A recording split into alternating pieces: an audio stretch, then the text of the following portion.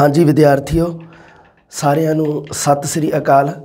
तो रीड पंजाबी की जमात में तुहाडा सारिਆਂ का स्वागत है जी। आपां 4.5 कौशलों बारे पढ़ चुके हाँ। सुनन कौशल, बोलन कौशल, पढ़न कौशल ते लिखण कौशल, उन्हां दीआं विधियां उपर भरपूर आपां चर्चा कीती सी।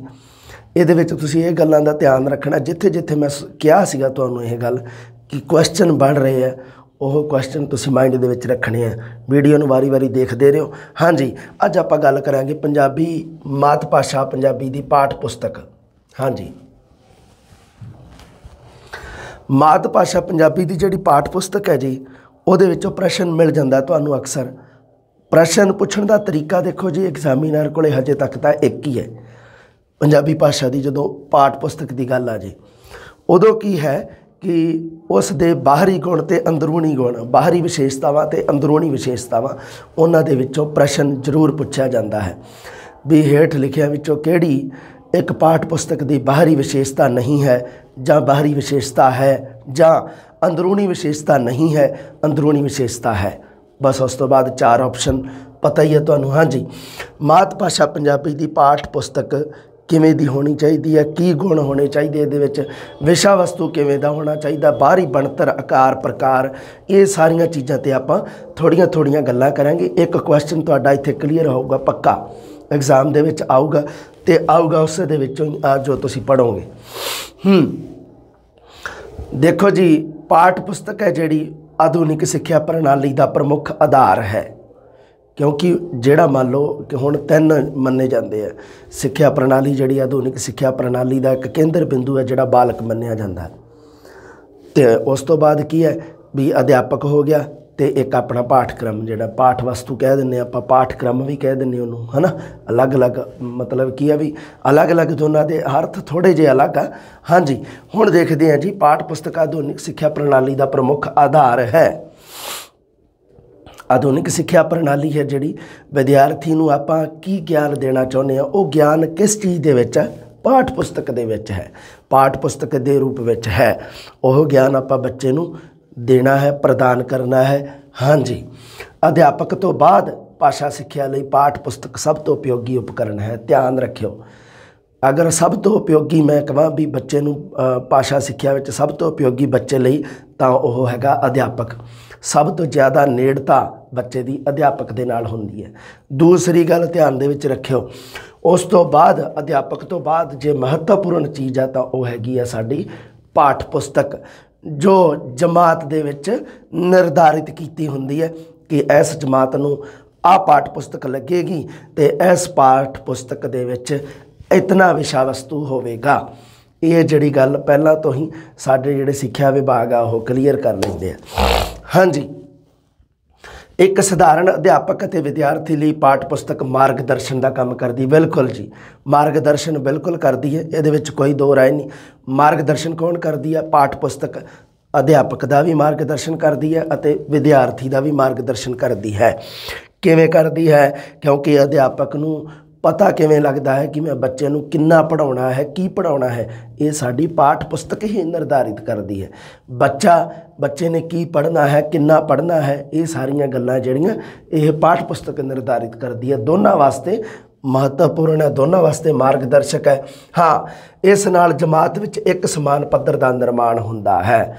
हुण इत्थे एक प्रश्न बन जांदा, इन्नियां गल्लां दे विचों प्रश्न बनता है, की बनता है कि हेठ लिखिया विचों गलत कथन चुनो या सही कथन चुनो। हुण इन्हां तिन्नां नूं गलत करके लिख सकदा, एक नूं सही लिख सकदा, जां एक नूं गलत करके लिख दे, तिन्नां नूं सही लिख दे। किवें भी प्रश्न पुछण दा तरीका जिहड़ा ध्यान रखियो। अध्यापक तो बाद भाषा सिक्ख्या लई पाठ पुस्तक सब तो उपयोगी है।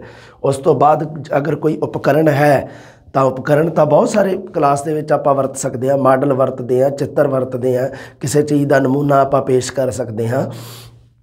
सिक्ख्या समग्री किन्नी वरतदा अध्यापक वरत सकता, कोई दिक्कत नहीं, विषय के अनुसार वरती जाती है। पर उहदे विचों सब तो महत्वपूर्ण समग्री है जिहड़ी पहले नंबर ते आ, वो हैगी है पाठ पुस्तक। दूसरा, अध्यापक ते विद्यार्थी लई पाठ पुस्तक मार्गदर्शन का काम करती है। इस नाल जमात विच एक समान पद्धर का निर्माण हुंदा, एक समान लेवल सारे विद्यार्थियों का निर्धारित करती है। कोई ऐ तो है नहीं भी अध्यापक एक बच्चे नूं कविता पढ़ाई जाता, दूसरे नूं वार्तक, तीसरे नूं निबंध पढ़ाई जाता, एवें दा कुछ नहीं गा। इहदे पिछे कारण की है, एक समान विद्यार्थी सारे विद्यार्थियों नाल एक समान व्यवहार हो रहा है। कारण क्योंकि विषा वस्तु एक समान रूप में लागू किया गया है, तो विषय वस्तु के रूप में अध्यापक ते विद्यार्थियों को की चीज़ है, पाठ पुस्तक है। अगली गल देखो बेटा जी, हाँ जी, पाठ पुस्तकों की लोड़ अते महत्ता की है, भी इन्हां दी जरूरत की है। जरूरत तो बिल्कुल हैगी है, कोई दो राय नहीं ये, क्योंकि अध्यापक ते विद्यार्थी का मार्गदर्शन ही पाठ पुस्तक करती है। जरूरत तो है, बिल्कुल सही है। अगे देखते हैं, हाँ, ज्ञान प्राप्ति में अहम भूमिका निभाउंदियां हन, बिल्कुल सही है। अहम भूमिका निभाने वाली कौन है? पाठ पुस्तक ही है ज्ञान प्राप्ति में। ज्ञान प्राप्ति का उत्तम साधन है, सब तो महत्वपूर्ण साधन है। दूसरी गल, अर्जित ज्ञान के स्थाईकरण में सहायक होंदियां, बिल्कुल सही गल है। अध्यापक ने मान लो बोल के कोई गल दसी विषय वस्तु के विचों, ਤਾਂ विद्यार्थी की करनगे, उसनूं किताबां दे विचों पढ़नगे, ਉਹਦੇ ਨਾਲ ਕੀ ਹੋਊਗਾ? ਉਹਨਾਂ ਦੇ ਗਿਆਨ ਦਾ ਸਥਾਈਕਰਨ ਹੋਊਗਾ। जिन्ना चिर तो उन्होंने गल सुनी है उदों ज्ञान का स्थाईकरण नहीं है। ज्ञान का स्थाईकरण वास्ते उन्होंने अभ्यास करना पऊगा।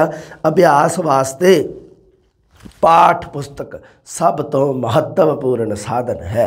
उन्होंने सब तो नेड़े जो कोई चीज़ हैगी है, मतलब अभ्यास वास्ते अध्यापक तो बाद तो उन्होंने को पाठ पुस्तक ही। हाँ जी, इन्हां विच सूचनावां दा संग्रह हुंदा, बिल्कुल सूचनावां हुंदियां, बिल्कुल सही गल है, जायज़ गल, तत्थ ते सूचनावां हुंदियां हन। जमात विच एक समान पद्धर का निर्माण करदियां हन, बिल्कुल उत्ते गल क्लीयर हो गई है। एक समान लेवल, एक जमात है, मान लो 8वीं जमात है, 8वीं जमात दे विच मान लो पंजाबी पढ़ाई जा रही है, तो सारियां नूं एक ही विषा वस्तु, एक ही पाठ पुस्तक, एक ही सिलेबस सारियां उपर लागू किया जाऊगा।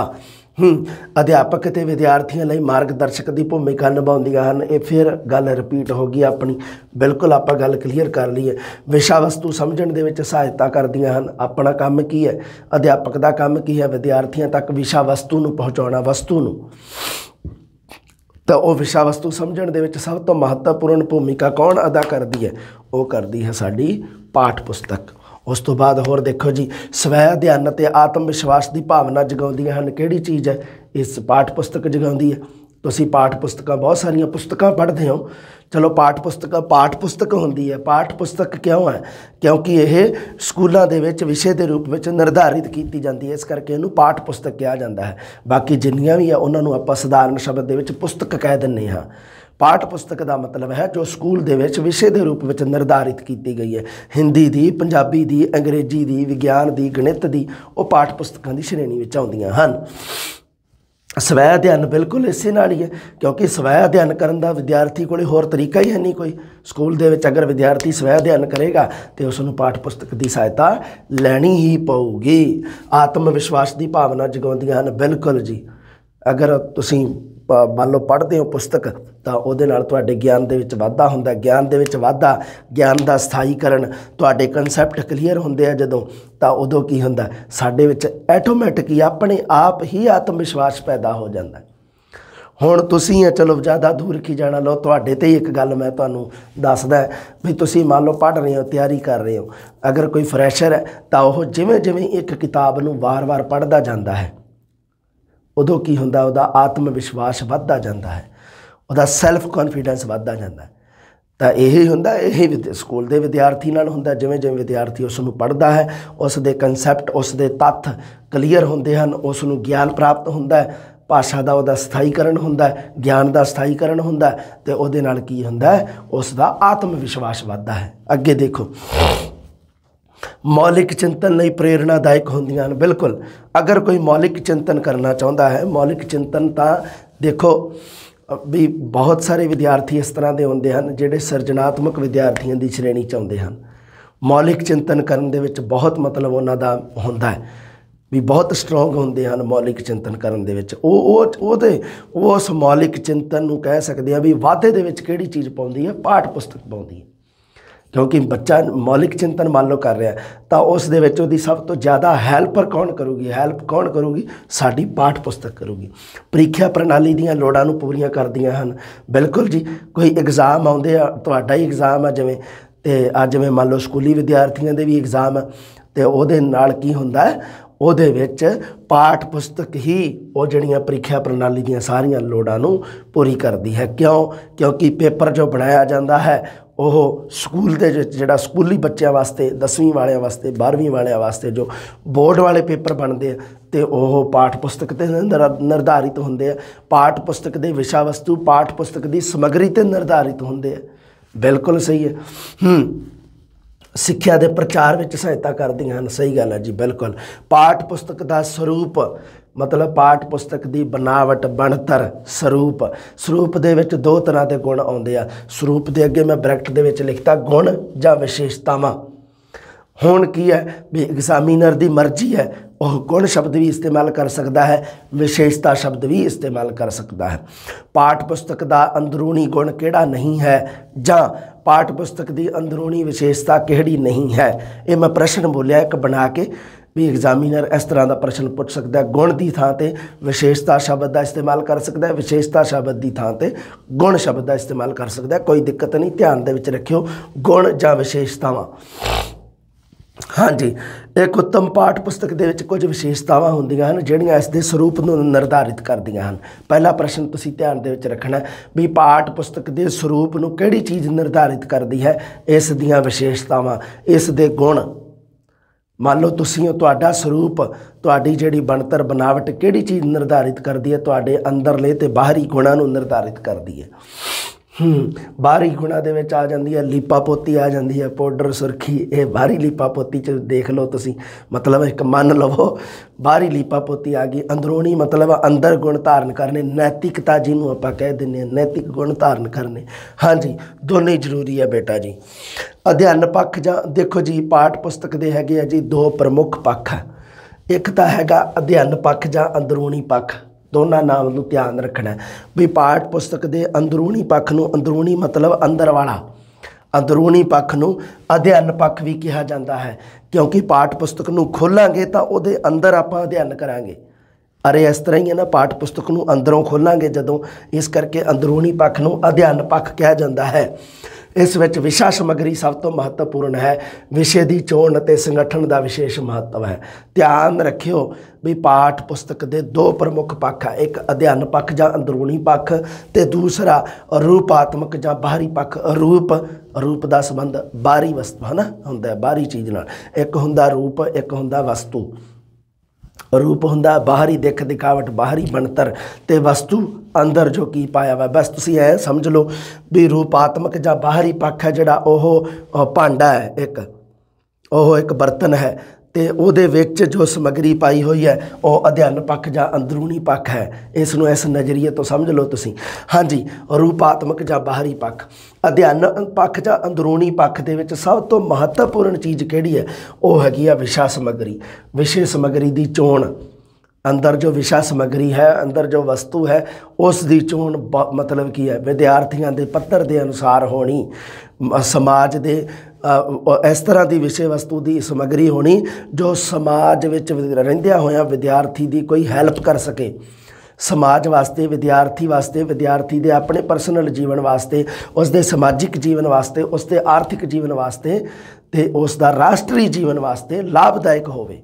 इस तरह की विशेष समग्री होनी चाहिए है। अध्ययन पक्ष या अंदरूनी पक्ष दे विच सब तो महत्वपूर्ण चीज़ किहड़ी है, ना तो आकार, ना कोई प्रकार, ना जिल्द, ना अंदर बने हुए चित्र पुस्तक दे। किहड़ी चीज़ सब तो महत्वपूर्ण है, विषा समग्री। विषय की चोण करनी, विषा चुनना कि बच्चों को किहड़ा विषा पढ़ाया जाऊगा, उसका संगठन करना, ये विशेष महत्व है इन्हां चीज़ों का अध्ययन पक्ष ते अंदरूनी पक्ष दे विच। अध्ययन पक्ष जां अंदरूनी पक्ष विच। और रूपात्मक जां बाहरी पक्ष दे विच की है देखो जी, पुस्तक का स्वरूप बाहरों, जिल्द उसदी छपाई, कागज़, ध्यान रखियो छपाई है जिहड़ी ओह बाहरी पक्ष दे विच आउंदी है। ध्यान रखियो पुस्तक की छपाई है जिहड़ी ओह इस दे रूपात्मक जां बाहरी गुणां दे विच है। हाँ जी, पाठ पुस्तक दियां अंदरूनी अध्ययन विशेषतावां किहड़ियां-किहड़ियां हन, अध्ययन पक्ष जां अंदरूनी अध्ययन विशेषतावां किहड़ियां-किहड़ियां देख लो ध्यान नाल, इसनूं पढ़ लिओ। एक तां अंदरूनी विशेषतावां, एक बाहरी विशेषतावां। सब तो पहला आपां गल करदे हां अंदरूनी विशेषतावां दी, इस दे अंदरलीआं विशेषतावां दी, जिहदे विच सब तो महत्वपूर्ण किहड़ी चीज़ है? विशा समग्री। अंदरूनी विशेषतावां, सधारण विशेषतावां दे विच रौचिकता, मतलब कि है जो विषा वस्तु चुनिया गया है और रोचक होना चाहिए। विद्यार्थी उसनूं उस विषय वस्तु नूं प्राप्त करन वेले वध तो वध रुचि लैण। दूसरा, क्रमबद्धता होनी चाहिए है, बिल्कुल जायज़ है गल। पहला कोई सौखी चीज़ होनी चाहिए है, बाद विच औखी, इसनूं कह सकते हैं आपां क्रमबद्धता। कुछ एक सूत्रां की पालना करनी चाहिए है, सरल तो कठिन सूत्र जां आपां कह दिंदे विशेष तो सधारण सूत्र वाल, इस तरह करके ये जिहड़ियां चीज़ां होणीआं चाहीदियां। व्यवहारिक होनी चाहिए है, जो विद्यार्थी के जीवन में काम आ सके, इस तरह का विषा समग्री चुनना चाहिए है।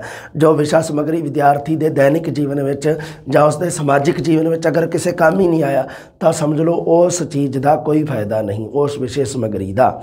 मतलब की है कि कोई इस तरह का विषा समग्री चुनिया जाए वो जो विद्यार्थी नूं अनुकूल समाजिक जीवन जीवन की प्रेरणा देवे, उस वास्ते हैल्पफुल होवे। अगली गल देखो, मौलिकता होनी चाहिए है। और विषा समग्री है जी मौलिक समग्री होनी चाहिए है।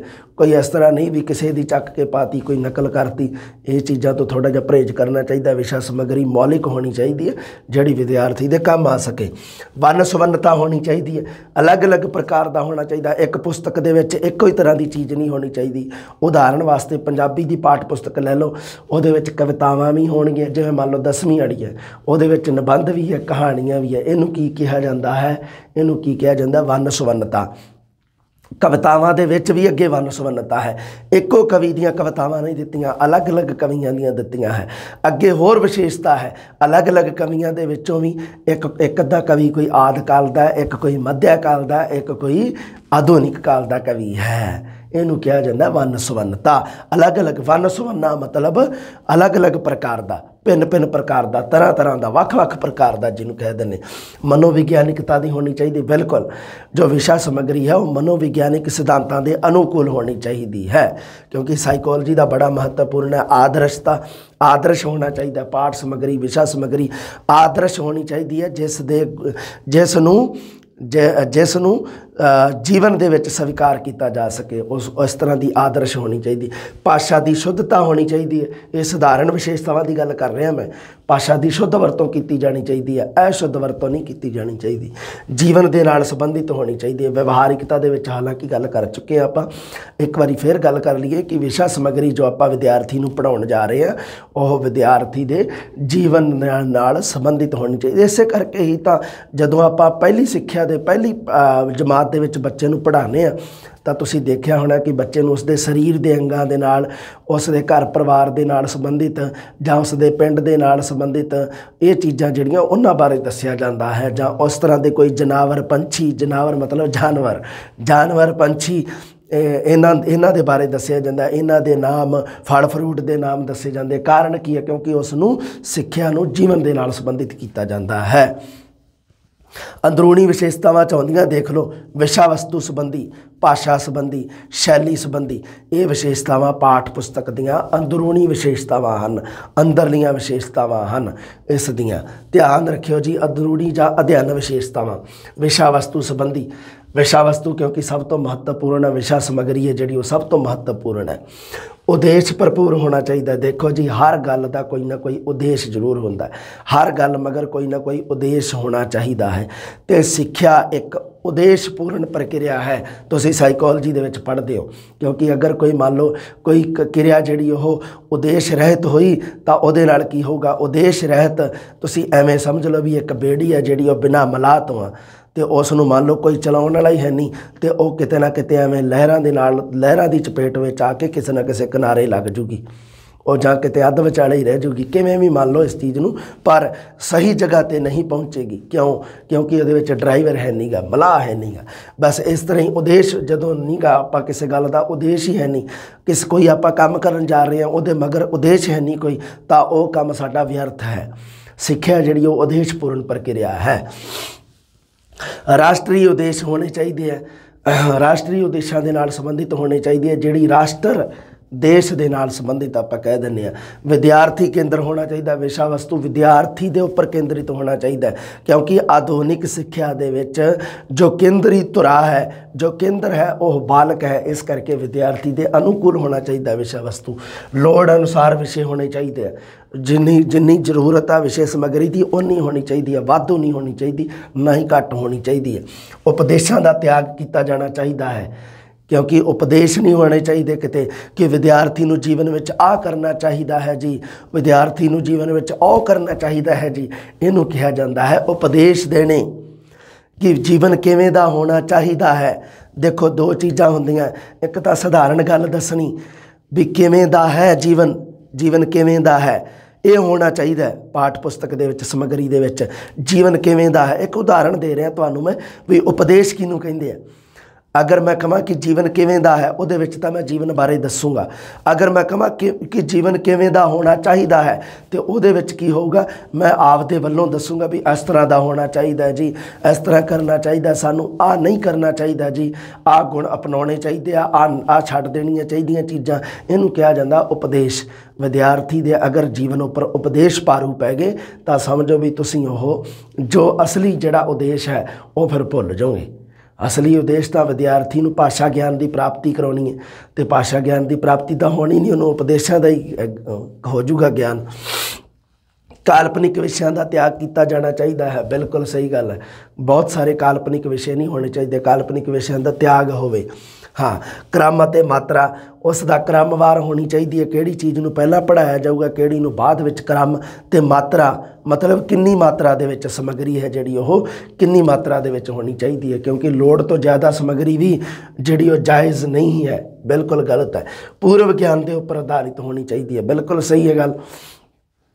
विद्यार्थी नूं जदों आपां नवां ज्ञान प्रदान करते हाँ तो उसनूं उहदे पूर्व ज्ञान के आधार ते ही किया जाता है। इस करके विशा समग्री है, मान लो विद्यार्थी 8वीं जमात दे विच हो गया है तो उहदे विच की है उसदे 7वीं जमात के पूर्व ज्ञान के आधार ते ही उसकी अगली जिहड़ी पाठ पुस्तक है वह निर्धारित की जानी चाहिए है। विशा जिहड़ा अंदरला भाषा संबंधी विशेषतावां ये तो हो गया विषा वस्तु किवें दा होना चाहिए। हुण अंदर भाषा किवें दी होनी चाहिए है, ये ध्यान रखियो। सब तो पहला तो अंदरूनी अध्ययन विशेषतावां दे विच रखियो। विषा वस्तु संबंधी विशेषता, भाषा, शैली, ये जिहड़ियां चीज़ां हैगियां ये अंदरूनी गुण दे विच आउंदियां। भाषा पद्धर के अनुकूल होनी चाहिए, बिल्कुल सही है। औखे शब्दों को एवें वरती जाना विच ये बिल्कुल गलत है, ये सिस्टम सही नहीं है। साधारण शब्दों की वरतों की जाए जो विद्यार्थी के लैवल के पद्धर के अनुकूल होवे।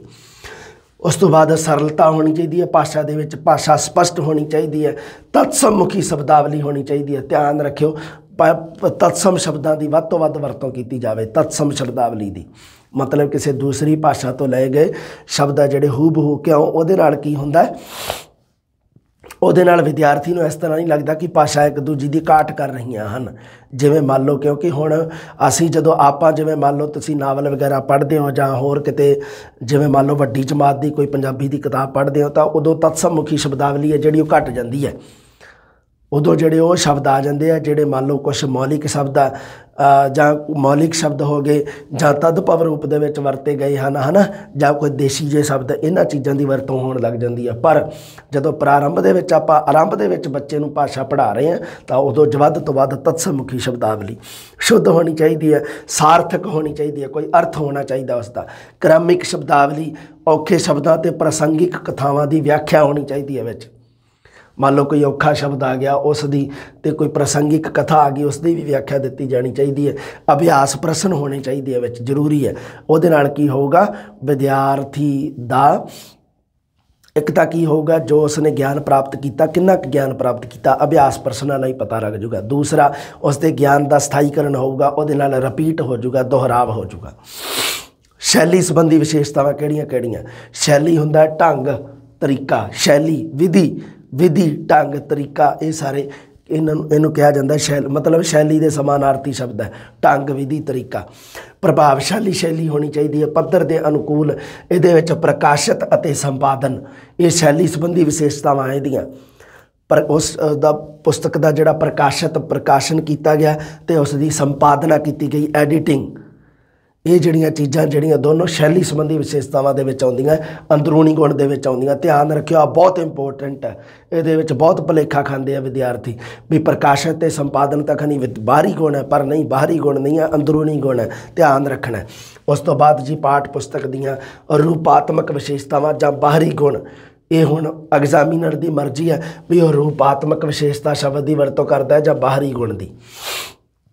पुस्तक का नाम यदि रूपात्मक विशेषता दे विच आउंदा, बाहरी गुण दे विच आउंदा।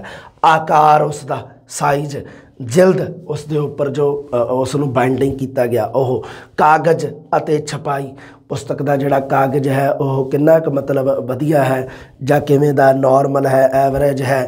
छपाई जिहड़ी उस पुस्तक की उहदे विच जिहड़ी प्रिंटिंग की गई है अखरां की, उन्हां दी मतलब उन्हां दा आकार प्रकार अखरां दा, उन्हां अखरां शब्दां दी विच स्पेस, ये जिहड़ियां सारियां चीज़ां छपाई दे विच है। चित्र अते रेखा चित्र जिहड़े पुस्तक दे विच बने हुए हैं वो है जिहड़े बाहरी गुणां दे विच आउंदे आ। ध्यान रखियो, इहदा भी भुलेखा पैंदा रहिंदा चित्र अते रेखा चित्र दा, खनी ये एवें लगदा भी अंदरूनी गुण हैं, पर अंदरूनी गुण नहीं है, ये बाहरी गुणां दे विच आउंदे आ। अते पुस्तक दा मुੱਲ, रेट, ये सारियां चीज़ां पुस्तक के बाहरी गुणां दे विच आउंदियां। लो जी, पंजाबी भाषा की पाठ पुस्तक बारे एक प्रश्न पक्का आऊगा, ये तुसीं क्लीयर कर लियो बेटा जी। मात भाषा पंजाबी की पाठ पुस्तक। लो जी, अगली जमात दे विच आपां गल करांगे, साडी भाषा पुस्तकालय की गल करांगे। बिल्कुल सही गल है, लाइब्रेरी की गल करांगे कि लाइब्रेरी दे विच किहड़ियां चीज़ां जिहड़ी लाइब्रेरी किवें दी होनी चाहिए है, उहदे बारे विचार चर्चा करांगे जी। मिलदे हां जल्दी, सत श्री अकाल।